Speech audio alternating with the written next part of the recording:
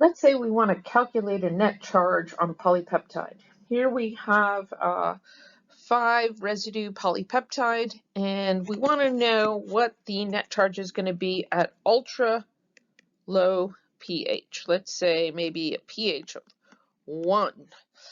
So in order to figure this out, we have to go through the functional groups that can ionize one by one and figure out what the deal is. So let's go, in fact, one by one. We're going to start with the N-terminal amino group, and at a very low pH, keep in mind, everything that can be protonated will be protonated. So this is going to have a charge of +1, our N-terminal. Next up is histidine. This is also going to have a charge of +1. Followed by that, we have our cysteine SH group. That is going to remain protonated, so it's going to have a charge of 0. Then we have our glutamate carboxyl group. This is actually a negative charge, but it's going to get protonated, lose that negative charge, so it's going to have a charge of 0. Finally, this is also going to be protonated. This is the carboxyl group, so this is going to be 0. What does this all add up to? Well, we have a charge of +1 on our N-terminal, +1 on our histidine, 0 here, 0 here, and 0 here. So this is all going to add up to a net charge of 2. So that's the highest charge this polypeptide can have. Now we're going to rinse and repeat, only this time we're going to do a new pH.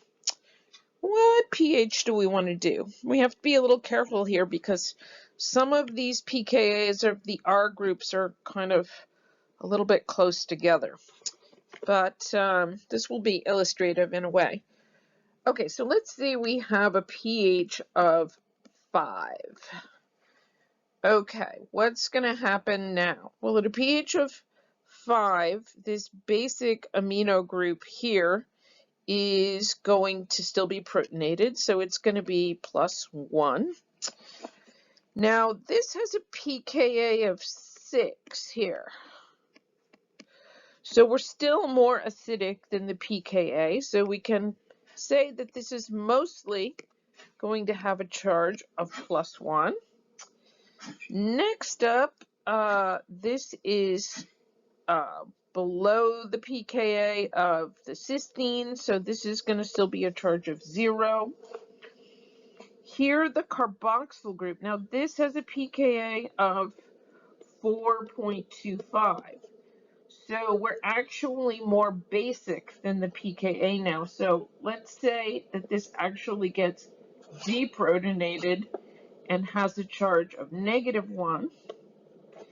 This carboxyl, C-terminal carboxyl group here is definitely going to be negative. It has a pKa of 2.34, so it's going to be fully deprotonated at a pH of 5, which is basic relative to the pKa of 2.34, so we can give this a -1. Look at what has happened here. We have 2 plus charges and 2 negative charges. So now we're going to have a net charge of 0. But we have some concerns here because for glutamate, for example, we're at a pH of 5 and the pKa is 4.25. So can we really say that our glutamate here is really fully deprotonated? Probably not. So let's say we want to find out exactly what percent of our glutamate is actually deprotonated. Enter Henderson-Hasselbalch. So pH equals pKa log of base over acid. What's our base? What's our acid? Well, our base is COO minus, and our acid is COOH, because this is the functional group on glutamate that gets deprotonated. So we can actually get at the ratio of base to acid pretty easily because we have a pH, 5, we have a pKa, 4.25, and we simply put in the term log of COO minus over COOH, base to acid. So if we do the math, the log of the base over the acid equals 0.75. And in that case, we have to take the anti-log. So we're going to take 10 to the 0.75 equals COO minus over COOH. Okay, if we do the math, we find this ratio is actually 5.62 to 1. So definitely more base than acid, but what's the actual percentage? Well, in order to get at that, we actually have to consider that we have a total of 6.62 here. So the amount of base is going to be 5.62 over 5.62 plus 1, the total amount. And when we do the math, we find that this is about 85% deprotonation. So technically, this glutamic acid would really have a charge of negative 0.85, not negative 1. That might seem a little picky, but you know, it's real. So you could repeat this exercise for histidine.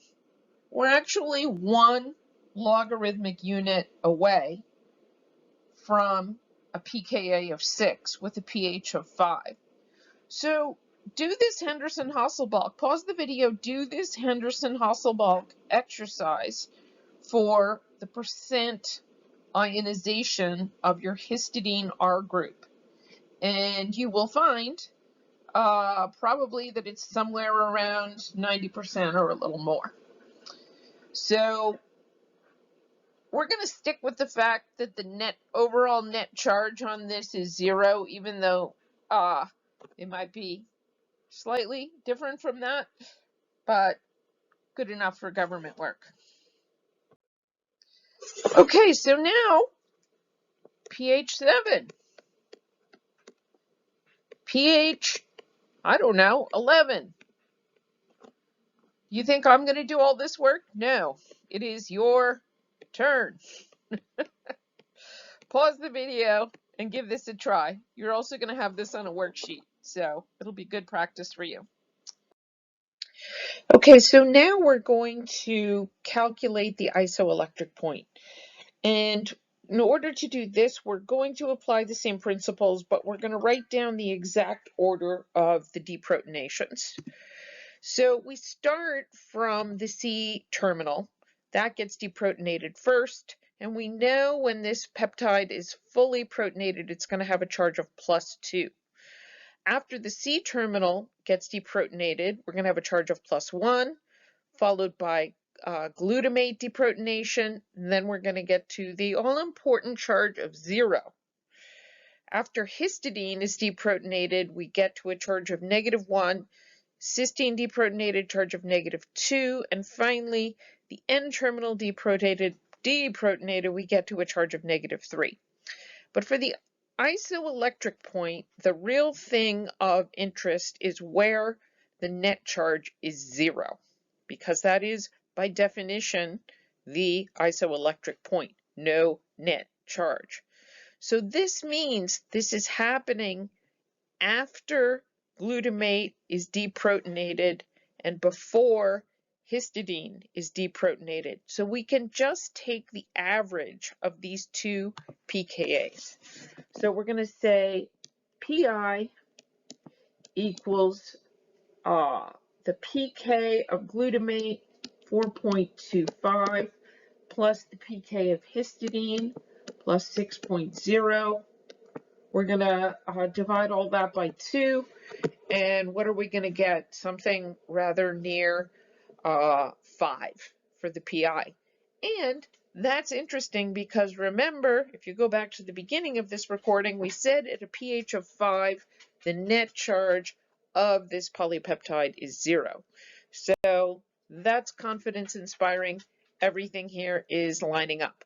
Okay, that's it for this video.